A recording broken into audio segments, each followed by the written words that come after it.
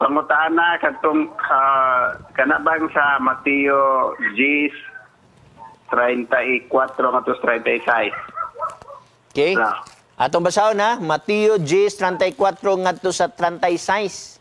Aron masabtan o matino usab sa uban kung unsay nakasulat diya. Mateo 10:34 ngadto sa 36 mo na giingon. Okay? Ayaw ka mo pagdahom nga mianhi ako aron sa pagdalag pagdinaitay dinhi sa yuta. Wala ako muanhi sa pagdalag pagdinaitay kundi espada hinuon. So nagisgot og judgment. 35. Kay mianhi ako sa pagpahimutang sa tao aron makigbingkil siya batok sa iyang amahan o sa iyang anak nga babae batok sa iyang inahan o binalay batok sa iyang ugangang babae o ang mga kaaway sa tao ana ara sulod sa iyang kaugalingong panimalay. Ang nahigugma sa iyang amahan, inahan, labaw pa kanako, dili takos kanako. O nahigugma sa iyang anak nga lalaki o anak nga babae, labaw kanako, dili takos kanako. O ang wala magpasan sa iyang krus o wala magsunod kanako, dili takos kanako. 39. Ang makakaplag sa iyang kinabuhi, kawagtangan hinuon niini, apan ang mawagtang sa iyang kinabuhi, mahitungod kanako, makakaplag dinhi. Unsa may pangutana, Igson?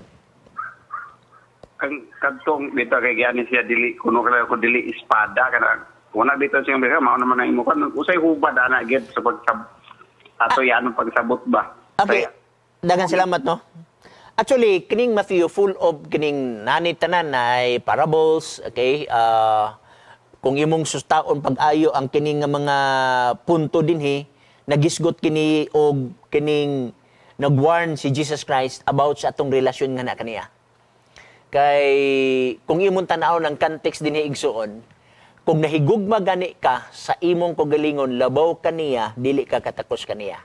Kung nahigugma ka sa imong amahan o ginahan, labaw kaniya, dili ka takos kaniya. So naghatag og warning si Jesus Christ. Nga naman, ngano angay man siya naghatag og pasidaan, pahinumdum. Actually pahinumdum ang gibutang diri ang buot ipasabot ni Jesus Christ. Nganong ipahinumdum naa maguna sa Old Testament daan kanang word nga gugma. Aton tanawon ang word nga gugma. Arita una sa gugma sa isig ka tao. Okay? Sa Leviticus 19:18 aton tanawon. Okay? Leviticus kapitulo 19 bersikulo 18 nagingon diri.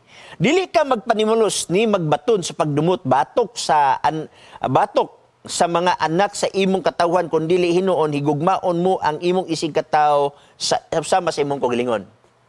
Okay? Gugmaon nimo ang imong isig ka tao sama sa imong kagalingon. So na ang sugo sa gugma. Pero wa mag-ingon nga higugmaon nimo ang imong isig ka tao labaw sa imong kagalingon wala mag-ingon. Ni wa ingon nga higugmaon nimong isig ka tao labaw sa imong Dios. Wa sad mag-ingon diha.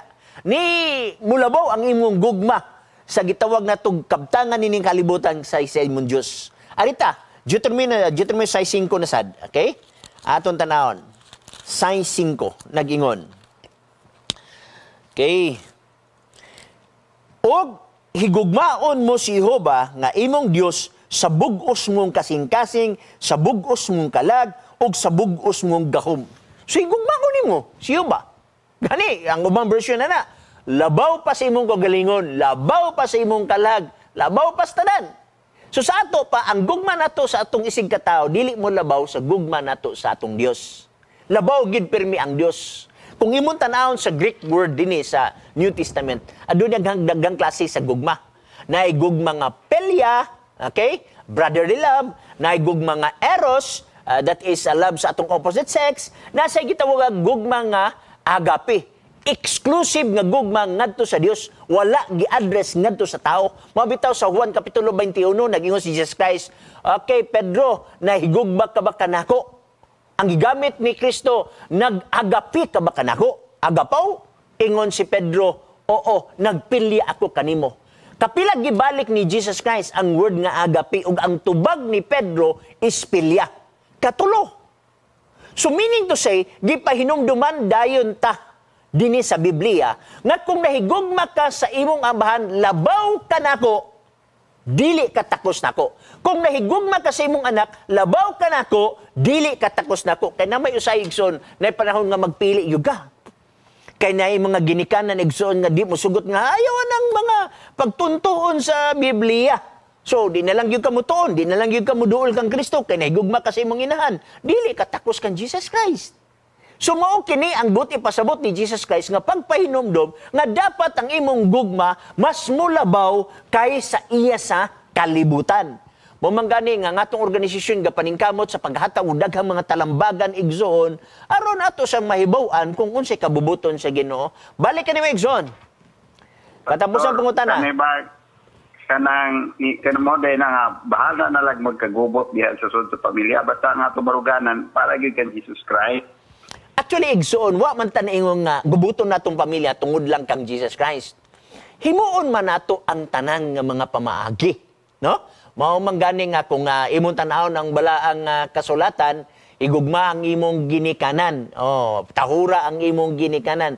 Ginikanan sad nag-ingon diha nga ayaw ninyo pasok ang anak.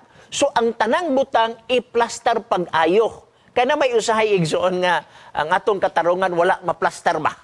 Kinahanglan uban sa kaaghop. Pangatarungan, uban sa kaaghop. Unang Pedro, Kapitulo 3, versikulo 15. Ang gingon sa balaang kasulatan din mo ni. Okay? Basahin ako, hinunua sa sunod sa inyong mga kasing-kasing. Katahain ninyo si Kristo, ingon nga Ginoo. Kinahanglan andam kamo kanunay sa pagtubag. Kang bisan kinsa nga mangutana sa hinungdan sa paglaom nga anaa kaninyo. Hinuon buhatan ninyo kini uban sa kaaghop o kataha.